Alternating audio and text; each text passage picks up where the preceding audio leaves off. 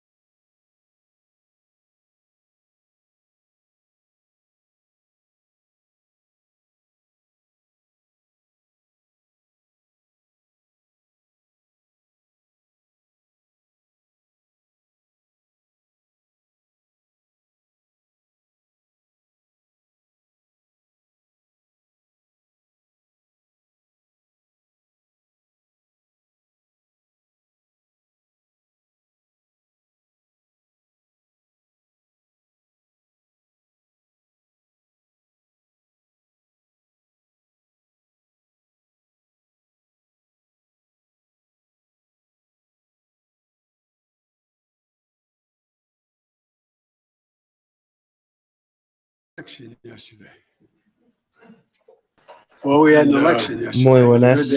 Ahí está ya Joe Biden para valorar las elecciones de la jornada de ayer. Cita clave. Vamos a escuchar a Joe Biden en detalle.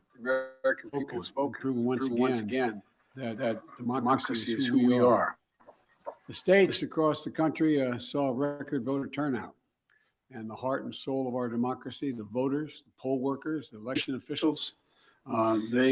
Primer mensaje sobre la importancia que tiene la democracia. Primer mensaje sobre qué importancia tiene la democracia en estos momentos y cómo puede, en estas elecciones de ayer, volverse a ver refrendado. Típico mensaje inicial de Joe Biden. Vamos a ver si entra en detalle. Here's what we do know. While the press and the pundits are predicting a giant red wave, it didn't happen. And I know you were somewhat miffed by my obsessive optimism, but I felt good during the whole process. I thought we were going to do fine. While any seat lost is painful, some good Democrats didn't win the last night. Democrats had a strong night. And we lost fewer seats in the House of Representatives than any Democratic president's first midterm election in the last 40 years. And we had the best midterm for governors since 1986. And another thing that we know is that voters está destacando que son los mejores resultados de un partido gobernante desde mitad del siglo pasado. Ha dicho la fortaleza que ha tenido este gobierno en las elecciones de ayer del medio término. Seguimos escuchando a un Biden que ha empezado al menos dando la perspectiva, la percepción de que son los ganadores de esas elecciones de ayer, aunque no lo ha dicho como tal todavía. Vamos a ver cómo sigue avanzando el discurso de Biden. And just as they did 2 years ago. They voted to continue addressing the climate crisis, gun violence, their personal rights and freedoms, and the student debt relief. Last night, I was pleased to call Maxwell Frost, a 25-year-old who got elected, I guess the youngest man ever elected to the United States Congress. And I told him that... Importante este mensaje porque es un mensaje a los jóvenes a los que le ha dado un cheque importante, quitándoles parte de la deuda de ese crédito para estudiantes. Por lo que para ese primer mensaje va a los jóvenes que todo parece indicar que han sido parte importante después de haber puesto encima de la mesa ese cheque para quitarles parte de la deuda que tenían. Primer mensaje para el público más joven. Seguimos escuchando a Biden. And we acted quickly and boldly to vaccinate the country and to create a stable and sustained growth in our economy. Long-term investment to rebuild America itself, our roads, our bridges, our ports, our airports, clean water systems, high-speed internet. And we're just getting started. The interesting thing is that this is all going to really come into clear view for people in the months of January, February, March of next year. It's just getting underway. So I'm optimistic about how the public is going to even be more embracive of what we've done. Historic investments that are leading companies to invest literally hundreds of billions of dollars combined to build semiconductor factories and other advanced manufacturing here in America. It's going to create tens of thousands of good paying jobs. And by the way, a significant number of those jobs are going to be jobs that pay average $126,000, $127,000. You don't need a college degree to get those jobs. And we're dealing with global inflation as a result of the pandemic and Putin's war in Ukraine. We're also handling it better than most other advanced nations. Pandemia, guerra de Putin e inflación. Mensaje sobre la guerra de Putin ahora de Joe Biden. El SP500 se ha dejado en la jornada más de un 2%. Después de ver el comportamiento ayer de las elecciones de medio término. Seguimos escuchando a Biden, que ahora habla sobre todo de esa inflación provocada, dice, en parte por la salida de la pandemia. Dice Henry Bejarano, no fue una ola roja, fue un tsunami rojo. Henry tampoco parece que fuera en ese tono, ¿no? Vamos a seguir escuchándole con datos de inflación. Está hablando de inflación Biden. $1.7 trillion. No administration has ever cut the deficit that much. And reducing the federal deficit is one of the best things we can do to lower inflation. But while we've made real progress as a nation, I know it's hard for folks to see that progress in their everyday lives. And it's hard to see the results from actions that we took while we have to implement. Está diciendo que precisamente ese déficit We took the right steps. presupuestario es lo que mejor ha servido para luchar contra la inflación. Dice que el déficit presupuestario es lo que más está sirviendo en la lucha contra la inflación para proteger al país y al pueblo americano. But overwhelming majority of the American people support the elements of my economic agenda. From rebuilding America's roads and bridges to lowering prescription drug costs, to historic investment in tackling the climate crisis, to making sure that large... Ahora dice Biden que se siente respaldado en todo su trabajo, en toda la agenda económica, por las elecciones en la jornada de ayer, que siente el respaldo del elector norteamericano después de lo que sucedió en las midterms. A resurgence of American manufacturers that's already created, by the way, 700,000 brand new manufacturing jobs. You've heard me say it ad nauseum. I don't know where it's written. It says we can't be the manufacturing capital of the world. We are now exporting product, not jobs, around the world. People across the country are going to see even more clearly the positive effects on their day-to-day lives. But I still understand why they're hurting right now. So many people are concerned. As I have throughout my career, I'm going to continue to work across the aisle to deliver for the American people.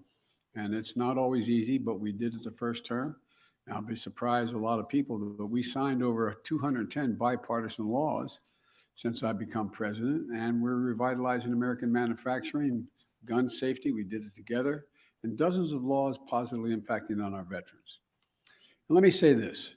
Regardless of what the final tally in these elections show, and there's still some counting going on, I'm prepared to work with my Republican colleagues.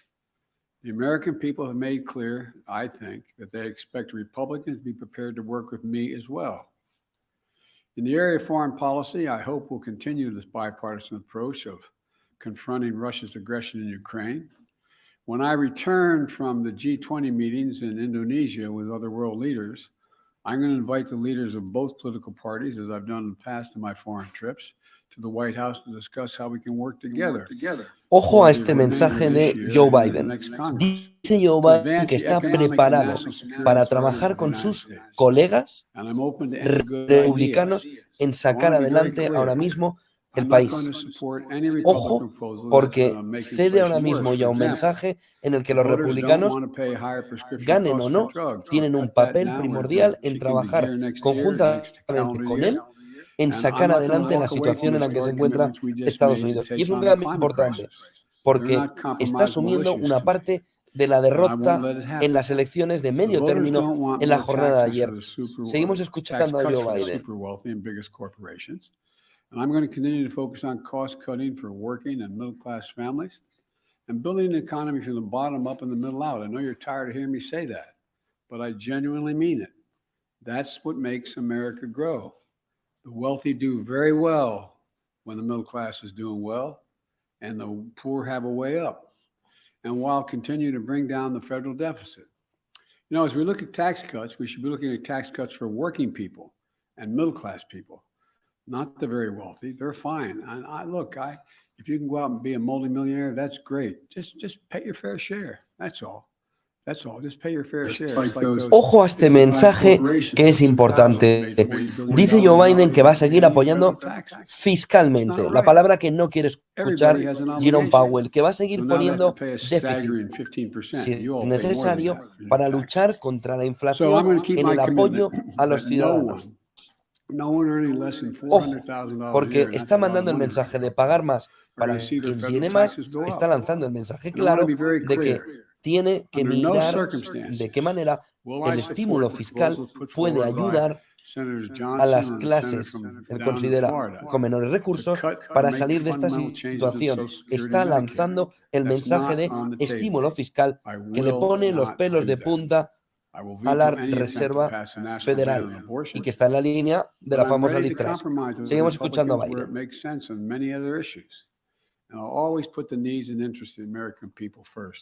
So let me close with this. On this election season, the American people made it clear. They don't want every day going forward to be a constant political battle. There's too much of that going on. There's too much that we have to do. The future of America is too promising to be trapped in an endless political warfare. And I really mean it. You've heard me say it time and again for the last 20 months or so. I am so optimistic about the prospects for America. We need to be looking to the future, not fixated on the past. And that future is bright as can be. We're the only nation in the world that's come out of every crisis stronger than we went into the crisis. And that's a fact. I mean, literally mean that. We've come out stronger than we've gone in. And I've never been more optimistic about America's future than I am today. Ojo a este otro mensaje de Biden. Dicen que Estados Unidos, que es optimista Biden, porque Estados Unidos es el país que más fuerte ha salido de la crisis del coronavirus. Y dice que es el país que más fuerte está haciendo crecer al conjunto de su economía, por lo que hay que seguir estando optimistas. Mensaje muy optimista sobre la economía de Estados Unidos por parte de Biden en un momento en el que los números, sobre todo sin la venta de productos de hidrocarburos, es decir, si lo mismo que está arreglando las cuentas a Putin, para Biden no sería una fotografía tan buena. No ha hablado de que no está en recesión, está obviando el primer semestre en recesión que ha tenido la economía norteamericana, en recesión técnica, y se está apoyando en el último dato trimestral, justo en el día antes de conocer el dato de inflación que conoceremos mañana a las 2:30 hora española. Ojo, 8:30 hora de costa este en Estados Unidos. Mensajes de Biden, que ahora va a recibir las primeras preguntas, optimista sobre la situación económica en Estados Unidos. Escuchamos las preguntas. Associated Press, Miller, primera pregunta. I'm teasing. You mentioned that Americans are frustrated. In fact, 75% of voters say the country is heading into the wrong direction, despite the results of last night. What in the next 2 years do you intend to do differently to change people's opinion of the direction of the country, particularly as you contemplate a run for president in 2024? Nothing, because they're just finding out what we're doing. The more they know about what ¿Cree Biden que no tiene que cambiar nada de cara a su carrera, esa pelea para 2000? Drug prices and raise prices again? Do you know anybody who wants us to walk away from building those roads and bridges and internet and so on? I don't know. I think that the problem is the major piece of legislation we passed, and some of it bipartisan, takes time to be recognized. For example, you got over $1 trillion worth of infrastructure money. Hace referencia al 1.3 trillones americanos que le metió a la economía para empujar ahí infraestructuras y que ha sido clave en el problema para la inflación.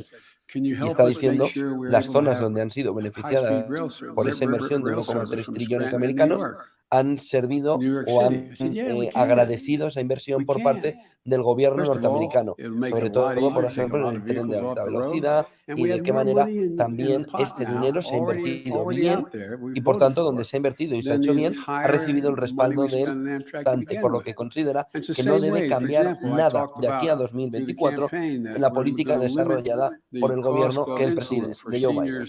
$35 a month instead of $400 a month. Well, it doesn't take effect till next year. So there's a lot of things that are just starting to kick in. And the same way with what we've done in terms of the environmental stuff. It takes time to get it moving. So I'm not going to change. As a matter of fact, there's some things I want to change and add to. For example, we've had passed the most bipartisan, we passed the most extensive gun legislation, rational gun policy in 30 years. But we didn't ban assault. Piensen que está opinando Biden que no tienen que cambiar nada, precisamente porque considera que han conseguido el mejor resultado electoral de los últimos 50 años de un partido en su primera legislatura en estas elecciones de Midterms. Porque como ha empezado con ese pie de que los resultados son buenos, cuando dicen tiene que cambiar algo, ¿por qué voy a cambiar? Si lo tengo haciendo todo bien.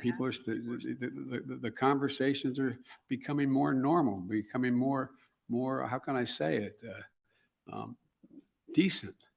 Second thing I said was I want to build a country from the middle out, the bottom up, and that way everybody does fine. I'm tired of trickle down. Not a whole lot trickles down when you trickle down to hardworking folks. The third thing I know is still very hard. I'm going to do everything in my power to see to unite the country. It's hard to sustain yourself as a leading democracy in the world if you can't generate some unity. So I'm not going to change anything in any fundamental way. Just on a different topic, Mr. President, Russia today claimed that it had evacuated the Kherson region and the Kherson city. Do you believe that this is potentially an inflection point in that conflict? And do you believe that Ukraine now has the leverage it needs to... Le pregunta sobre Rusia y esas zonas que ha evacuado en Ucrania. Escuchamos a Biden. Which we knew for some time that they were going to be doing. And it's evidence of the fact that they have some real problems, the Russian military, number one. Number two, whether or not that leads to, at a minimum, it will lead to time for everyone to recalibrate their positions over the winter period. And it remains to be seen whether or not there'll be a judgment made as to whether or not Ukraine is prepared to compromise with Russia. I'm going to be going to the G20. I'm told that President Putin is not likely to be there, but other world leaders are going to be there in Indonesia. And we're going to have an opportunity to see what the next steps may be. Nancy, CBS, Nancy Cordes. Thank you, Mr. President. I have a few questions. Been saving them up. Siguiente pregunta de la CBS. McCarthy said last night that it is clear we are going to take the House back. Do you think he's probably right about that? Que si pueden volver a conseguir la Casa Blanca, si pueden volver a estar en esa carrera después de ver los resultados de la jornada de ayer. Y sobre todo en la Cámara de Representantes esta pregunta. For example, in Nevada, we won all three of those seats, contested seats. I went out for each, and I spoke with for each of those folks, but we won them all. I didn't know that last night, so it's a moving target right now, but it's going to be very close. Can you describe your relationship? Dice que las elecciones, por ejemplo, en Nevada son muy reñidas. Hay una diferencia muy pequeña. I think he's a Republican leader, and I haven't had much of occasion to talk to him, but I will be talking to him. I think talking to him later today. When it comes to your legislative agenda, when you were vice president, your legislative agenda basically ran into a brick wall 2 years in when Republicans took control of the House, and that lasted for the rest of the Obama presidency. Is there any way for you to prevent that same fate from happening this time around? Yes. If Republicans take control of the House? Yes, because it's going to be much closer if they take control. They can't, look, the predictions were, and again, I'm not being critical of anybody who made the predictions. I got it, okay? This is supposed to be a red wave. You were talking about us losing 30 to 50 seats, and this was going to, that's not going to happen. And so dice que no tiene ningún problema en que se haya hecho la previsión de esa ola roja y que esta no haya llegado. Que cualquiera podía hacer la previsión, el forecast de los resultados electorales como quisiera, pero que luego la I doubt whether or not, for example, all the talk, I'd ask, I don't expect you to answer, but the rhetorical question, do you think that, Senator Johnson is going to move to cut Medicare and Social Security? And if he does, how many Republicans are going to vote for it? So it depends. And then my final question. Republicans have made it clear that if they do take control of the House, that they want to launch a raft of investigations on day one into your handling of Afghanistan, the border. They want to look into some of your cabinet officials. They want to investigate you. They may even want to investigate your son. What's your message to Republicans who are considering investigating your family, and particularly your son Hunter's business dealings? Lots of luck in your senior year, as my coach used to say. Look, I think the American public want us to move on and get things done for them. And, I heard that it was reported, whether it's accurate or not, I'm not sure, but it was reported many times that Republicans were saying, and the former president said, how many times are you going to impeach Biden? Impeachment proceeding against Biden. I mean, I think the American people will look at all of that for what it is. It's just almost comedy. I mean, it's but look, I can't control what they're going to do. All I can do is continue to try to make life better for the American people. Okay, Phil Mattingly, CNN. Pregunta para CNN. 37 questions. Dice que tiene Richard, 37 Richard last preguntas. month said, quote, the rest of the world is Simpático, looking at tío. this election, both the good guys Es que te ha and quitado the la bad noche. guys. You noted you're going Me ha hecho gracia a Biden, couple days. Escuchamos. Looking face to face with many of those leaders, the same moment that your predecessor is considering launching his re-election effort. How should those world leaders, both good guys and bad guys, view this moment both for America and for your presidency?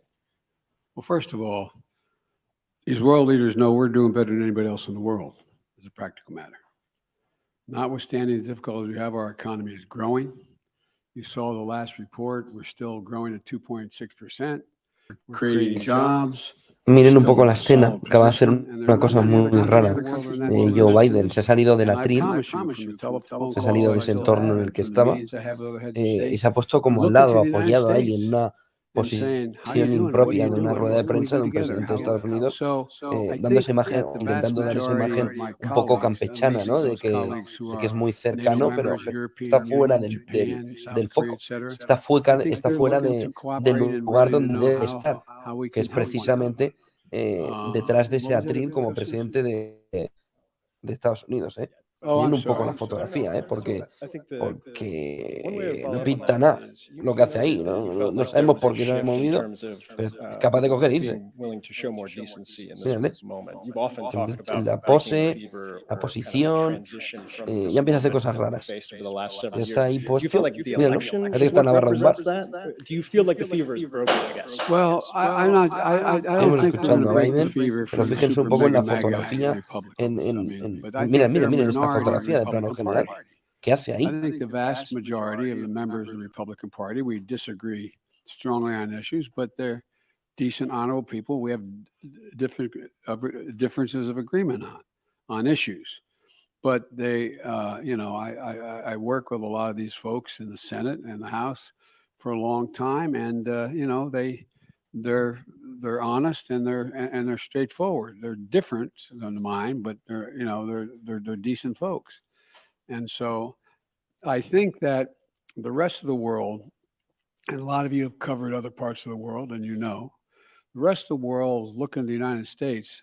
I guess the best way to say this is to repeat what some of you heard me say before. The first G7 meeting for the public, that's the 7 largest democracies, when I went to right after we got elected in February, after I got sworn in January. And I sat down at a round table with the 6 other world leaders from the European Union and Canada, et cetera, and said, America's back. And one of them turned to me and said, for how long? For how long? It was a deadly earnest question. For how long? And I looked at them, and then another one went on to say, and I'm not going to name them, went on to say, what would you say, Joe, Miren, es que se va para otro lado. Va con el micro en plan TED Talks, ¿no? Algo de esto, moviéndose por ahí. Mira, están en otro lado. Espectáculo. Miren, no solo el mensaje. And they try to stop the confirmation of an election. It's not the same situation, obviously, as we have. And he said, what would you think? And I asked a rhetorical question, what would you all think? You'd think England was really in trouble. You'd think democracy was on the edge if that happened in Great Britain. And so that's the way people were looking at us. Like, when's this going to stop? Nothing like this has happened since the Civil War. I don't want to exaggerate, but literally, nothing like this has happened since the Civil War. And so what I find is that they want to know, is the United States stable? Do we know what we're about? Are we the same democracy we've always been? Because look, the rest of the world looks to us. I don't mean that we're always right. But if the United States tomorrow were to, quote, withdraw from the world, a lot of things would change around the world. a whole lot would change. And so they're very concerned that we are still the open democracy we've been, and that we have rules and the institutions matter. And that's the context in which I think that they're looking at, are we back to a place where we are going to accept decisions made by the court, by the Congress, by the government, et cetera? So the entire genesis of that G7 conversation was tied to your predecessor, who is about to launch another campaign. So how do you reassure them, if that is the reason for their questioning, that the former president will not return, or that his political movement, which is still very strong, will not once again take power in the United States? Well, we just have to demonstrate that he will not take power by, if he does run, making sure he, under legitimate efforts of our Constitution, does not become the next president again. Steve Reuters, I'm sorry, Steve Holland. Thank you, sir. How do you interpret last night's results in terms of deciding whether you want to seek another term? Is it now more likely that Más preguntas y todavía Biden no hace una valoración de si considera que el Senado va a quedar en manos demócratas o republicanas de una manera contundente. Simplemente ha dicho que va a trabajar de la mano con los republicanos. All kidding aside, Ahí sigue Biden con su micrófono en our mano, intention is to run again. That's sin been our moverse, ahora ya está intention, detrás del atril. regardless of what the outcome of this election was. Vamos a seguir escuchando a Biden a ver si And, da un detalle ya de cómo consideran esas the elecciones, fact si son republicanas, we el Senado, won, o si es demócrata, o we, cuándo I se va a didn't saber el run. resultado. The Pero fact también that the sería un Democratic pequeño Party detalle en un periodo electoral, saber cuándo se va a outperformed anything anyone expected and did better than any off-year presidency since John Kennedy, is one that gives everybody like, whew, sigh of relief that the mega Republicans are not taking over the government again, et cetera. And so my judgment of running, when I announce, if I announce, my intention is that I run again, but I'm a great respecter of fate, and this is ultimately a family decision. I think everybody wants me to run. Está diciendo Biden que volverá a presentarse, que su intención es volver a estar en la carrera para ser otra vez presidente de los Estados Unidos. Está confirmando lo que ya había comunicado, y es que quiere estar en la carrera para seguir siendo, para volver a repetir una segunda legislatura. I get a little time to actually sneak away for a week around between Christmas and Thanksgiving. And my guess is it'll be early next year we make that judgment. But it is my plan to do it now. I mean, but, you know, okay, I'm sorry. Karen Travers of ABC Radio. Thank you, Mr. Le da President. paso a la BBC Radio. Dado el detalle de que va a seguir, que quiere seguir en ese camino, le preguntaban por Kamala Harris también. Rusia otra vez sale a escena en esta fecha posterior a las elecciones de midterm. On a regular basis, I've been spending a fair amount of time with her wife about what's going on with her. And my guess is, my hope is that now that the election is over, that Mr. Putin will be able to discuss with us and be willing to talk more seriously about prisoner exchange. That is my intention. My intention is to get her home. And we've had a number of discussions so far. And I'm hopeful that now that our election is over, there's a willingness to negotiate more specifically with us. Thank you. And if I can, your press secretary had said that the U.S. government has continued to follow up on that significant offer, but also had proposed alternative potential ways forward with the Russians. Can you tell us what those alternative ways forward are and how Russia has responded to those? Yes, I can, but Vamos a ver qué dice Biden sobre alternativa a la respuesta, ¿no? A Rusia, cómo puede venir esa respuesta. But it is I'm telling you, I am determined to get her home and get her home safely, along with others. I might add.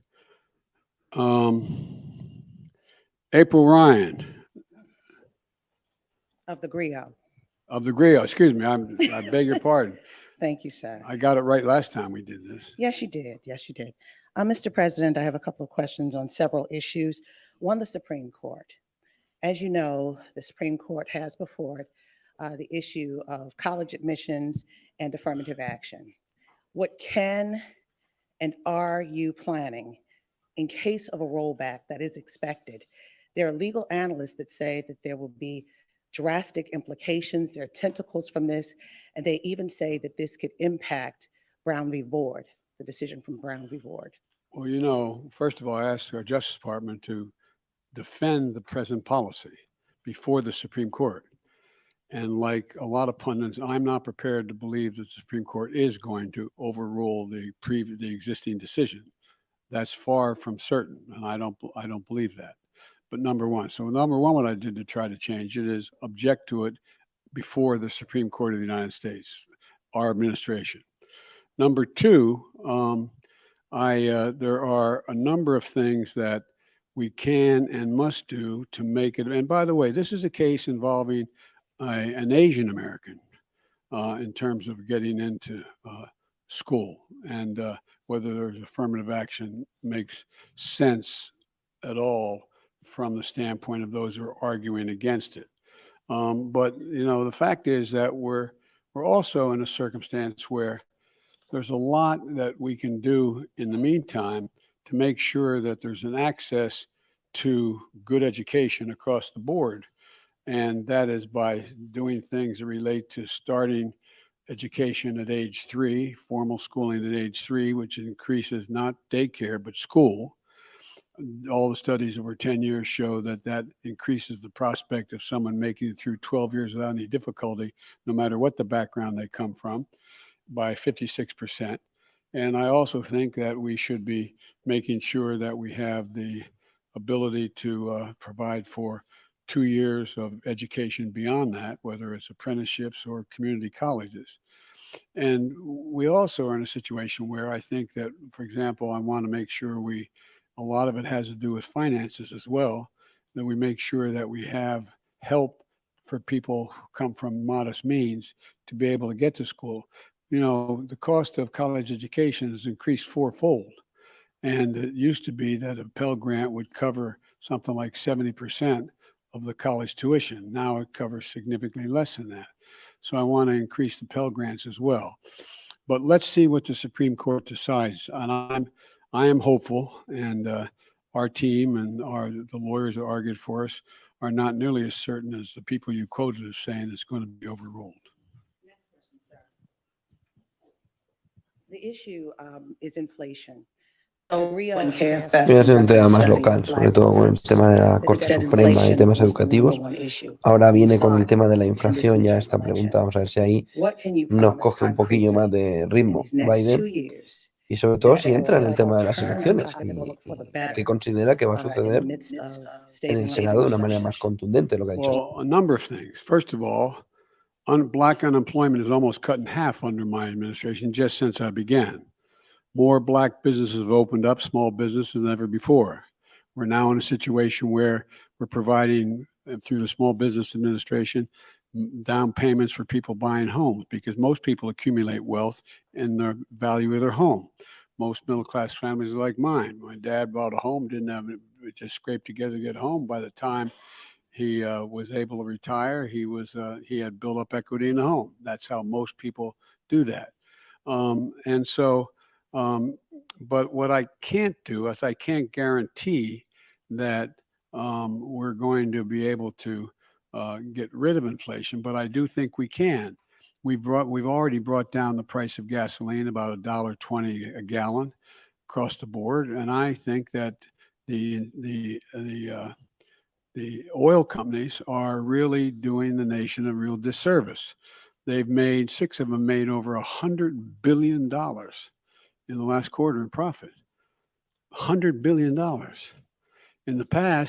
Ahora habla de la moda de los beneficios caídos del cielo, de los beneficios de las petroleras obtenidos por el aumento del precio de la energía. Se le olvida decir a Biden que él ha conseguido un Producto Interior Bruto en positivo, vendiéndole, entre otros, a Europa muchísimo más caro gas y petróleo. Pero, sin embargo, los beneficios caídos del cielo son los de las compañías petroleras expoliando a sus ciudadanos. Pero bueno, una buena de Biden aquí, ¿no? Este tono muy global, muy internacional, muy de las élites. Se dice en España, se dice en Europa, se dice en Reino Unido, que esos beneficios caídos del cielo se tienen que intervenir, pero nunca se intervienen cuando son los estados los que tienen los beneficios caídos del cielo, como se ha demostrado en el tercer trimestre del PIB norteamericano, donde en ese caso la clave fundamental del crecimiento ha sido la venta a expuertas del principal productor del mundo de petróleo, que es Estados Unidos, vendiéndoles sobre todo a Europa gas y petróleo muchísimo más caro que se lo vendía en ese momento Rusia al inicio de la guerra. Por lo que, bueno, toca aguantar ese mensaje continuo de que hay que atacar a los beneficios caídos del cielo, cuando en este caso son de las empresas. Seguimos escuchando a Biden con este tema. And when it's done, do you have anything left over?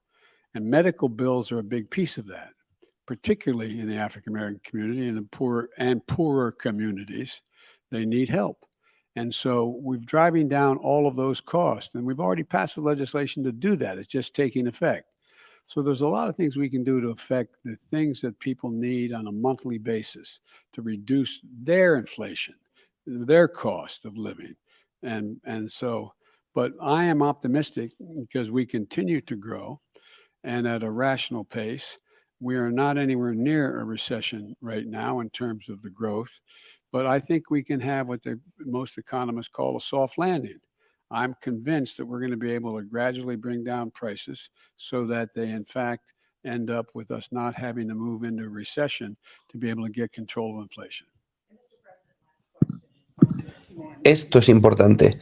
Dice que quiere, que está convencido de que se evitará la recesión con un soft landing y que habrá además un control de la inflación, que Estados Unidos conseguirá controlar la inflación incluso evitando una recesión económica. Ojo a estas palabras de Joe Biden, que sí apuntan muy bien a cómo ve el conjunto de la economía. Bueno, pues crean lo que considere, pero la realidad es que la recesión ya la toca en el primer semestre. 3 mensajes que resumen, además de lo que está diciendo Biden. Por un lado, ha dicho que no tienen todos los resultados todavía, pero que esa masiva ola roja no ha ocurrido. En segundo lugar, dice que una vez que acabe el G20 invitará a los líderes de los dos partidos a la Casa Blanca para discutir cómo pueden colaborar.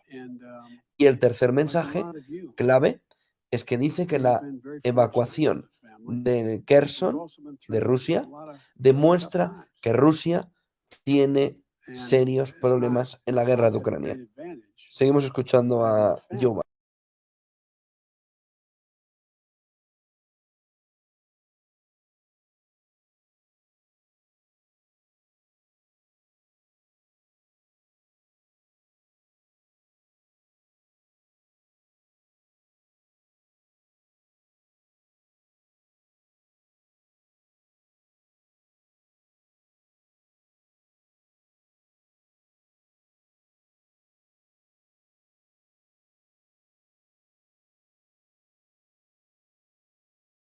Burn pit that's 10 feet deep and as big as a football field, burning every toxic waste you could find.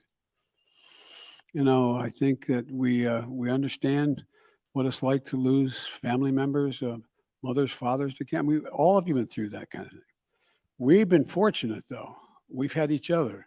We've had strong families, Jill's sisters, my brothers, my sister. And so what we can do to deal with that empathy is make sure there's help available. Make sure there's people who are there to help, whether they are psychologists or whether they're medical doctors or whether they're social workers, to be there to help just hold a hand. And for example, we can do an awful lot for a lot of families, the families you're talking about, if we reinstate this child tax credit. It cut child poverty by 40% when it was in place. I couldn't get it passed the second time around. So there's a lot we can do.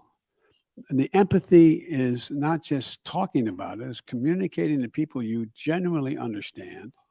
And I hope a lot of people don't understand because I don't want people having to know the pain. But the second piece of that is let them know that you are there to help. You're there to help. And one of the things I've talked with Vivek Murthy about, and a lot of you have written about it, and you've written it well about it, is the need for mental health care in America. You know, when we got elected, there were something like, I don't know, 2, 3, 5 million people who gotten their COVID shots.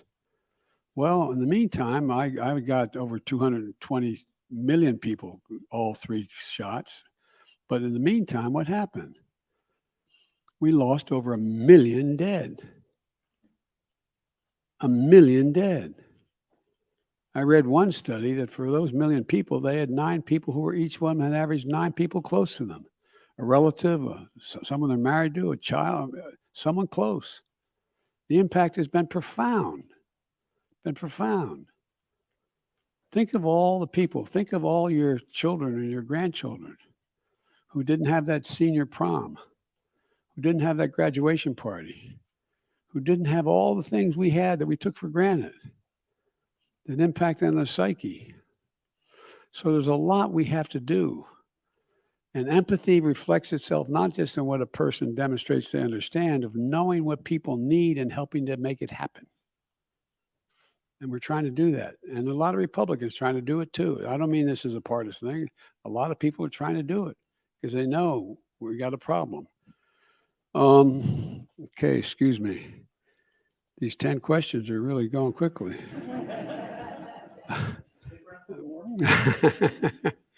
Well, I've got to meet with some of my Se le ve contento a Biden después de las midterms. Jenny Leonard. Por lo menos aliviado, ¿no? De lo que podía haber sido Thank you, una Mr. ola President. republicana. 2 questions.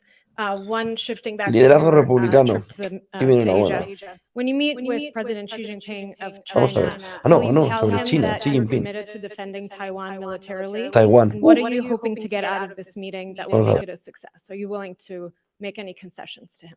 Look, Si I'm not piensa defender making militarmente fundamental Taiwán, concessions because what I've told him in the beginning, and this is I've spent over 78, I think they told me, hours with him so far, 67 in person when I was vice president.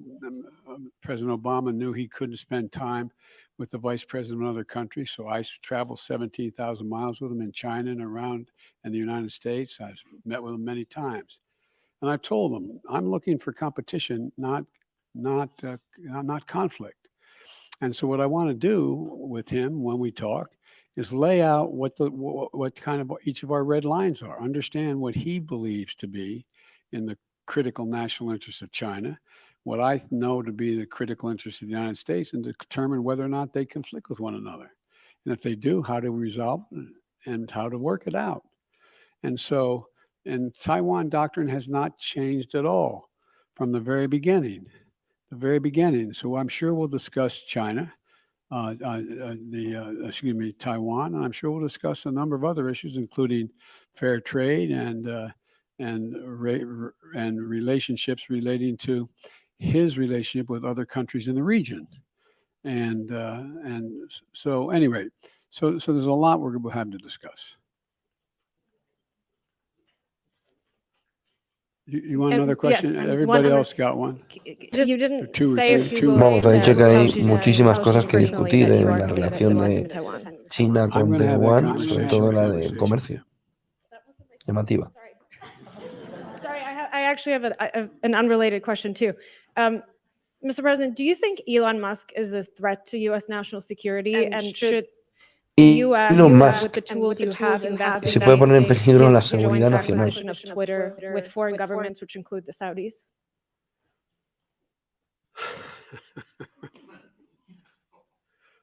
I think that No sabemos qué le hace gracia de que ponga en peligro la seguridad nacional. ¿Qué le pasa? cooperation and/or Se queda callado. technical Tiene dudas, relationships with other countries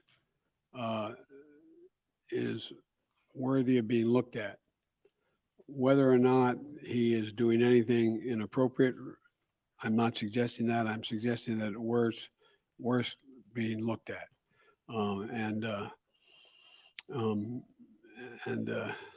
But that's all I'll say. There's a lot of ways. All right. Kristen Walker.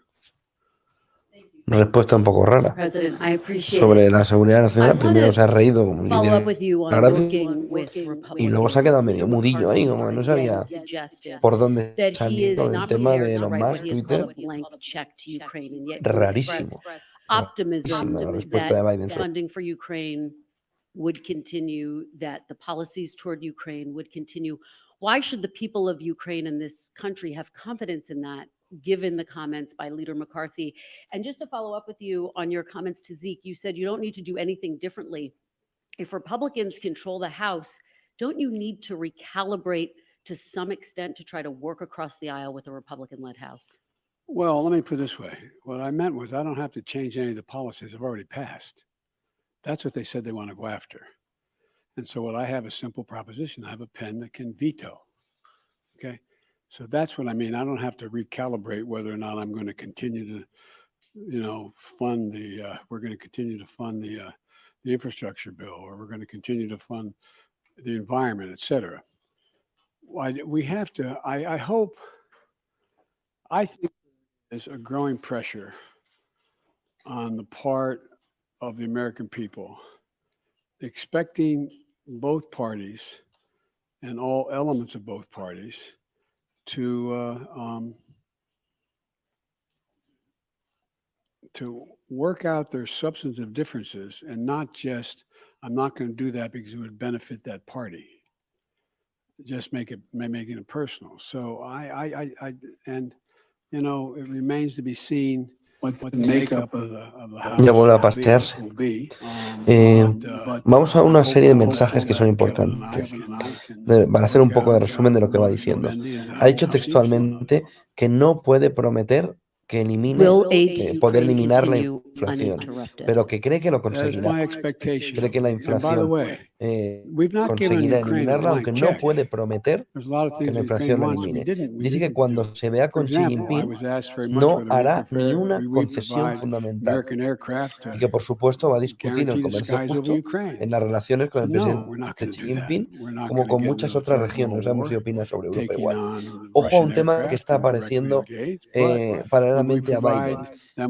FTX le ha dicho a sus inversores que si no hay una inversión adicional de capital, la bancarrota de la compañía está prácticamente al lado. Les ha dicho a los inversores que la bancarrota es una opción ahora mismo.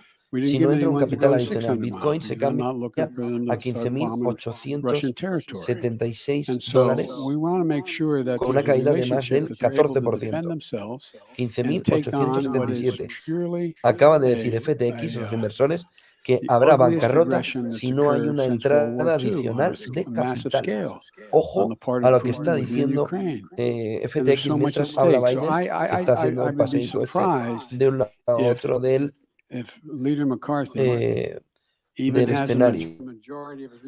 Lucas, sí, estaba comentando que FTX dice que van a la bancarrota si no hay una entrada de capital. Van a la bancarrota, FTX lo está comunicando ahora mismo en el caso de que no haya una entrada de capital. Binance ha dicho que es muy poco probable que lo compre. Está cayendo un 14% del Bitcoin. Está por debajo de 16.000. Y lo que está diciendo Joe Biden, estaba resumiendo 3-4 mensajes, que no puede prometer eliminar la inflación, pero sí cree que lo conseguirá, y que cuando se reúna con Xi Jinping no hará concesiones fundamentales al presidente chino a China. Tougher competitor, Ron DeSantis or former President Trump, and how is that factoring into your decision? Pregunta de Ron DeSantis. All right, David Sanger. Ya acaba la respuesta. President, I also have a question for you about China, but before I do, I just wanted to follow up on something you said earlier. When you said it remains to be seen whether the Ukraine government is prepared to compromise with Russia. Previously, you've told us the only thing for the Russians to do is get completely out of Ukraine, go back to the lines that existed prior to February 24. Are you suggesting with the word compromise that you think that there is room for territorial compromise now? That No, I'm not. See, that's up to the Ukrainians. Nothing about Ukraine without Ukraine. what kind of compromise do you have in mind? I didn't have any in mind. You have asked the question whether or not, if I recall, whether or not what would happen if, in fact, after I think the context is that whether or not they're pulling back from Fallujah and from the Kherson, the city of Kherson, and they're coming back across the river to the eastern side of the river, the Russian forces. And I said, what's going to happen is they're going to both lick their wounds, decide what they're going to do over the winter, and decide whether or not they're going to compromise. That's what's going to happen, whether or not. I don't know what they're going to do. But I do know one thing, we're not going to tell them what they have to do. You were asked before about your meeting with President Xi. At this point, the Chinese government, by the estimate Vuelve la pregunta sobre China, sobre el presidente Xi. bring their force of nuclear weapons up to over 1,000 weapons, significant Armas nucleares, increase from what they've had for many decades. You've seen the threats from President Putin about the use of his nuclear force. Remember how you all went after me when I said that was real? And what in your view happened? Do you think he backed off because of that? No, I'm just saying. I just found it interesting that Biden's being Biden's being extremist, and it turns out you all are writing about it now. Kind of fascinating. So my question is, do you think that they are putting together a real alliance, the Chinese and the Russians? And do you believe that you need to begin speaking with President Xi about some form of arms control if he's going to get up to a level of weapons similar to what the United States and Russia have right now? No and yes. No, I don't think there's a lot of respect that China has for Russia or for Putin. I don't think they're looking at that as a particular alliance. Matter of fact, they've been sort of keeping their distance a little bit. I do think that it remains to be seen whether Xi Jinping has decided that, or backed off of his initial judgment that he wanted China to have the most powerful military in the world, as well as the largest economy. But he's a long way from both. But I think talk about nuclear weapons and location, the number of them, and access is important to discuss. Thank you all so very, very much.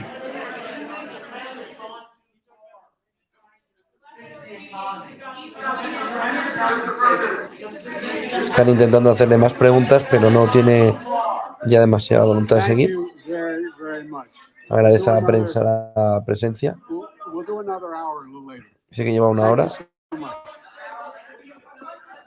y le están lloviendo las preguntas, como era de esperar.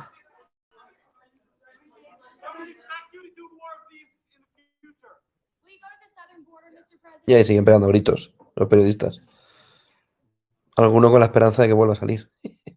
Bueno, esa es la visión de esta rueda de prensa, en la que no ha dejado demasiados mensajes contundentes sobre los resultados. Lo que sí ha dicho Joe Biden, para resumir y para terminar esta transmisión, es, por un lado, que, a ver si voy al inicio, donde tengo aquí mis apuntes. Ha dicho en el primero de todos los mensajes claros sobre las elecciones, que todavía quedan resultados, es decir, quedan votos por escrutar, pero que no ha habido una masiva ola roja, que eso no ha ocurrido. Dice que cuando termine el G20 va a invitar a los dos líderes, a los líderes de los dos partidos, a la Casa Blanca, para discutir cómo colaborarán. Ha dicho también Joe Biden que la evacuación de Kherson demuestra que Rusia tiene serios problemas. Ha dicho también, ha dicho Biden que ayer fue un buen día para la democracia. Ha dicho que no puede prometer que elimine la inflación, pero que cree que lo conseguirá.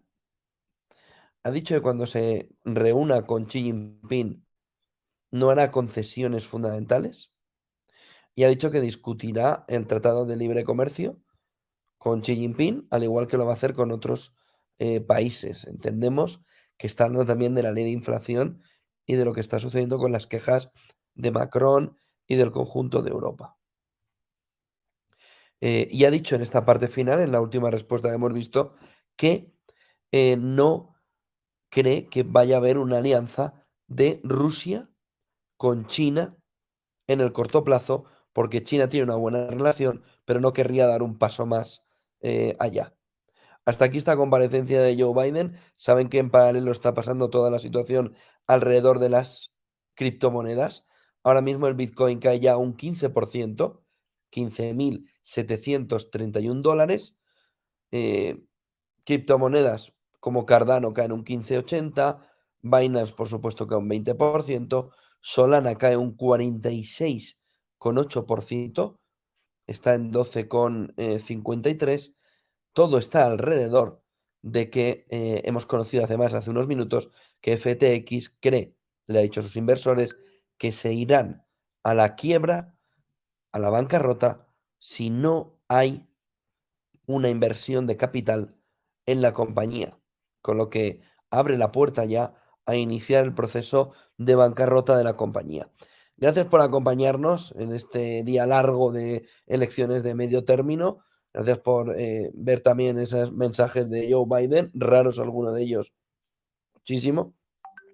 Y vamos a ver de qué manera va ese recuento. Ahora mismo la previsión es de 50 para los republicanos, 49 para los demócratas en el Senado, pero piensen que 50-50 beneficia a los demócratas, porque tienen un voto de control con la presidenta de la Cámara. De tal manera que 50-50 sería que han ganado los demócratas en el Senado y que la controlan. Por lo que ahora mismo todo está en el estado de Georgia, que va a segunda vuelta presumiblemente en diciembre. Por lo que buenas noches y buen negocio o buena suerte. No sabemos mucho cómo enfocarlo esta noche. Mañana nos veremos en las claves a partir de las 8 de la mañana, que hay mucha tela que cortar. Les traeré un gráfico de estatista que relata perfectamente por qué Estados Unidos está preocupado ya de sobremanera con China y cómo el avance rojo de China en el mundo es ahora mismo la clave fundamental en el comercio internacional. Se ha convertido en el principal cliente de gran parte del mundo, dejando aislado a Estados Unidos. Solo ahora, con la guerra de Ucrania, Estados Unidos está recuperando parte del terreno. El gráfico lo van a ver mañana, es un escándalo. Lo van a ver mañana en detalle. Buenas noches, buen negocio, buen descanso, buena suerte. Hasta mañana.